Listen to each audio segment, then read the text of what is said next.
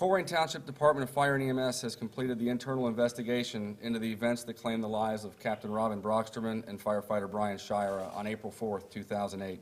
And while it cannot be conclusively known as to why Captain Broxter and firefighter Schira proceeded into the area of the building that eventually collapsed, resulting in their deaths, we have come up and concluded that the most probable explanation is that Engine 102's interior team was successful in advancing an uncharged attack line into the basement area, reaching a point approximately 10 to 15 feet from the basement steps.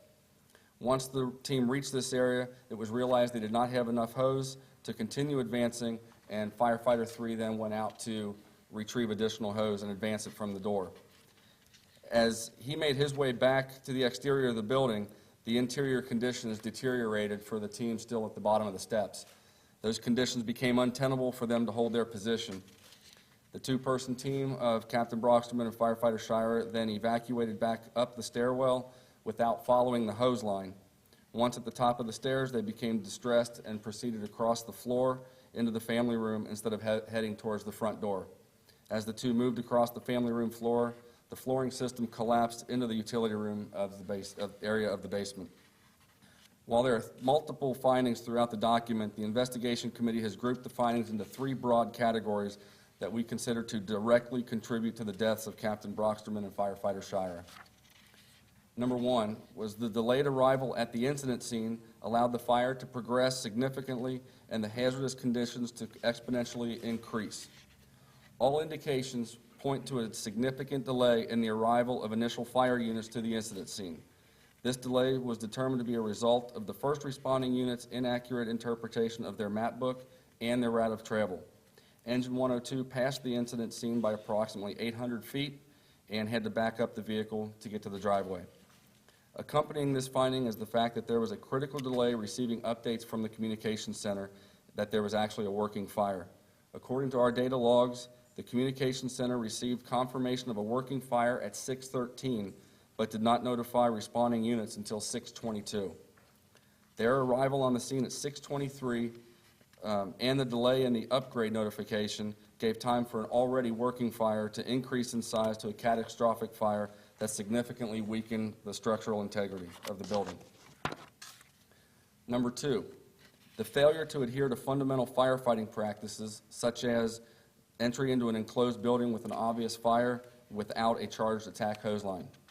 Firefighters encounter no situation as stressful as a structure fire. This stress can cause a myriad of things to go wrong, including tunnel vision, inaccurate scene assessments, and poor decisions. Our findings have determined that in addition to distractions faced on the fire ground, some basic strategic and tactical errors were encountered in the early moments of the fire, such as complacency. All emergency responses should be considered to be working fires. In this case, the incident was dispatched as a routine alarm drop. It appears that Captain Broxter was not appropriately dressed in her protective clothing, as she was expecting to respond to an alarm drop rather than a working fire. Failure to complete a 360-degree comprehensive walk-around assessment of the structure contributed to errors in basic fire attack tactics. The initial attack team attempted to advance an uncharged hose line into a structure with an obvious working fire. A backup hose line was deployed, however, it did not address the purpose of providing protection for that interior attack team. Utility control was not completed in a timely manner. Team integrity was compromised as a result of breaking up the attack team to deploy additional hose, and there were multiple communications issues with the radio systems, including the inability to on traffic, rejected transmissions from distressed firefighters, and unnecessary radio transmissions from other personnel listening on the radio system.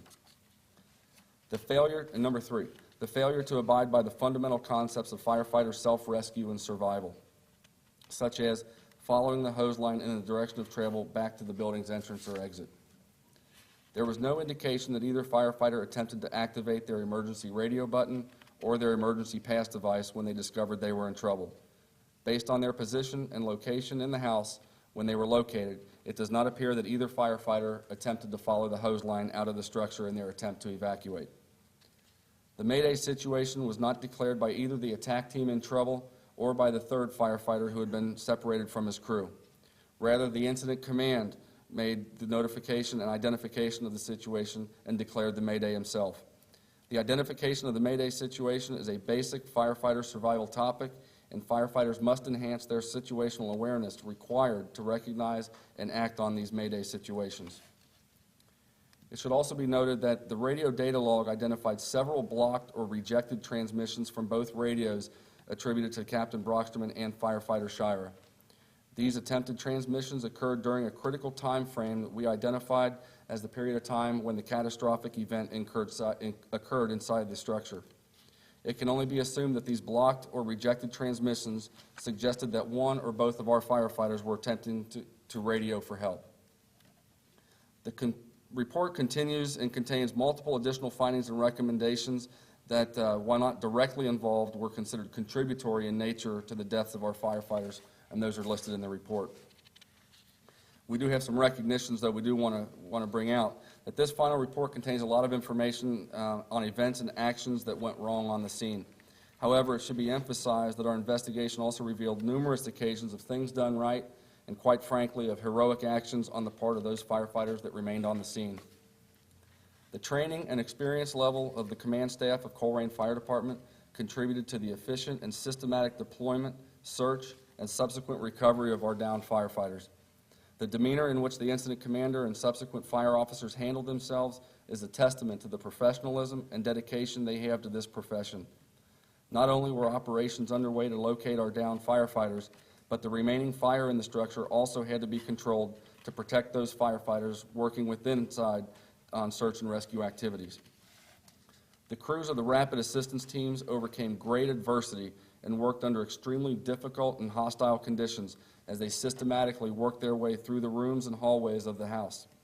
They knew that the conditions were untenable and were already responsible for 2 missing firefighters.